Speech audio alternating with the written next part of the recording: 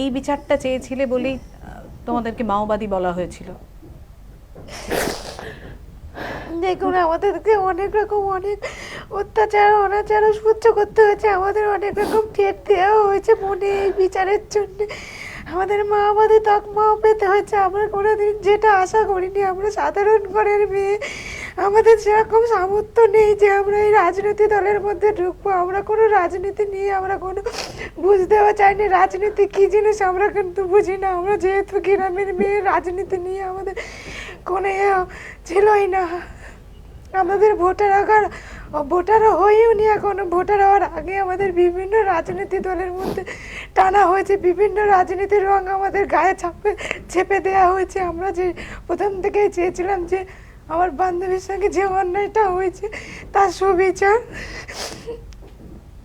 আমাদের পশ্চিমবঙ্গের বুকে যে প্রতিদিনই একটা না একটা এই ধর্ষণ হয়েই যাচ্ছে, সেটাই আমরা বন্ধ করতে চেয়েছিলাম। তার সত্ত্বেও আমাদের বিভিন্ন তকমা পেতে হয়েছে। এটাই আমাদের প্রাপ্য ছিল বোধহয়, আমাদের এখন মনে হয়। আমরা প্রথম থেকে বলে এসেছিলাম যে আমরা অন্যায়ের বিরুদ্ধে প্রতিবাদ করছি, আমাদের রাজনীতির মধ্যে ঢোকাবেন না, আমাদের রাজনীতি নিয়ে বলবেন না। কিন্তু সেই আমাদের রাজনীতির মধ্যে ঢুকিয়ে রাজনীতির রক্ষা দিয়ে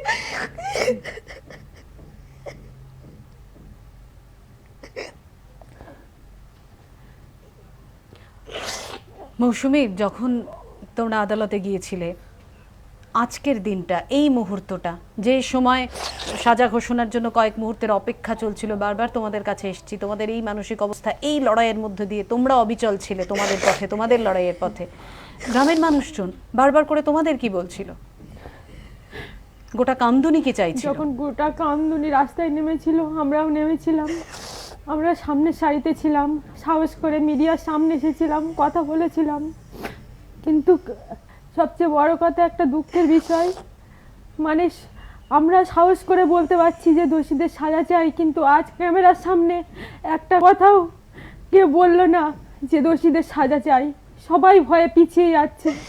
যারা ভয়ে আমাদের দুজনকে সামনে ঠেলে দিয়ে ভয়ে পিছিয়ে যাচ্ছে, যারা যে মানুষগুলো আমাদের সাথে ছিল, একটা কথাই বলতে চাই, সবাই চুরি পরে বসে থাকো ঘরে, চুরি পরে বসে থাকা দরকার। এইসব মানুষগুলোকে সামনে যেন কখনো রাস্তায় নেমে প্রতিবাদ তারা যেন কোনো দিন করতে পারবে না, কোনো দিন নয়। এইসব মানুষগুলো যেন চুরি পরেই বসে থাকবে ঘরে।